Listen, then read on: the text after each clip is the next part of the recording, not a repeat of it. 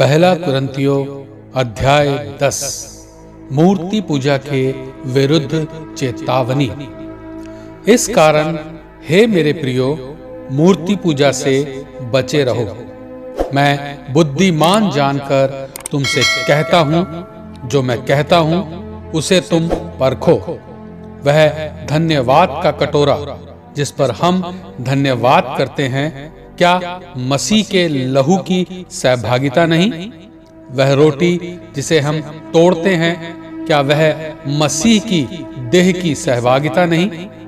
इसलिए कि एक ही रोटी है, तो हम भी जो बहुत हैं एक देह हैं, क्योंकि हम सब उसी एक रोटी से भागी होते हैं। जो शरीर के भाव से इज़राइली है, उनको देखो। क्या बलिदानों के खाने वाले वेदी के सहभागी नहीं? फिर मैं क्या कहता हूं? क्या यह कि मूर्ति पर चढ़ाया गया बलिदान कुछ है या मूर्ति कुछ है? नहीं, वरन यह कि अन्य जाति जो बलिदान करते हैं वह परमेश्वर के लिए नहीं, परंतु दुष्टात्माओं के लिए बलिदान करते हैं।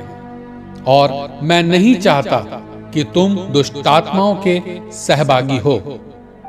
तुम प्रभु के कटोरे और दुष्टात्माओं के कटोरे दोनों में से नहीं पी सकते।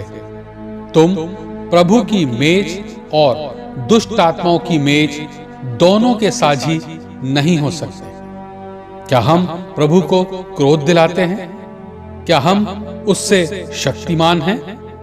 सब कुछ परमेश्वर की महिमा के लिए। सब वस्तुएं मेरे लिए उचित तो हैं, परंतु सब लाभ की नहीं। सब वस्तुएं मेरे लिए उचित तो हैं, परंतु सब वस्तुओं से उन्नति नहीं। कोई अपनी ही भलाई को नहीं, वरन दूसरों की भलाई को ढूंढे। जो कुछ कसाईयों के यहां बिकता है वह खाओ, और उसके विवेक के कारण कुछ ना पूछो, क्योंकि पृथ्वी और उसकी भरपूरी प्रभु की है। यदि अविश्वासियों में से कोई तुम्हें न्योता दे और तुम जाना चाहो, तो जो कुछ तुम्हारे सामने रखा जाए वही खाओ, और विवेक के कारण कुछ ना पूछो। परंतु यदि कोई तुमसे कहे, यह तो मूर्ति की बलि की हुई वस्तु है, तो उसी बताने वाले के कारण और विवेक के कारण न खाओ। मेरा मतलब तेरा विवेक नहीं, परंतु उस दूसरे का भला मेरी स्वतंत्रता के दूसरे के विचार से क्यों परखी जाए?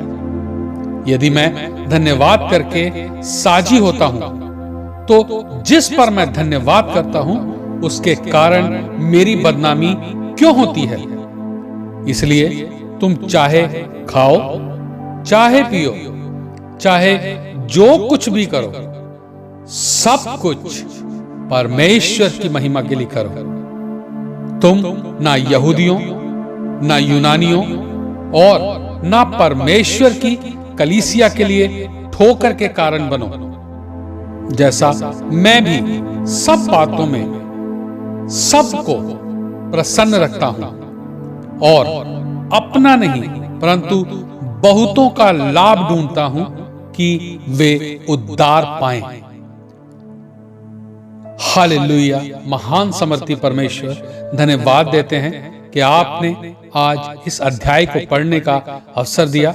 हे प्रभु, जिसने भी यह अध्याय सुना उन सबको आशीष मिले, यीशु मसीह के सामर्थी नाम से आमीन।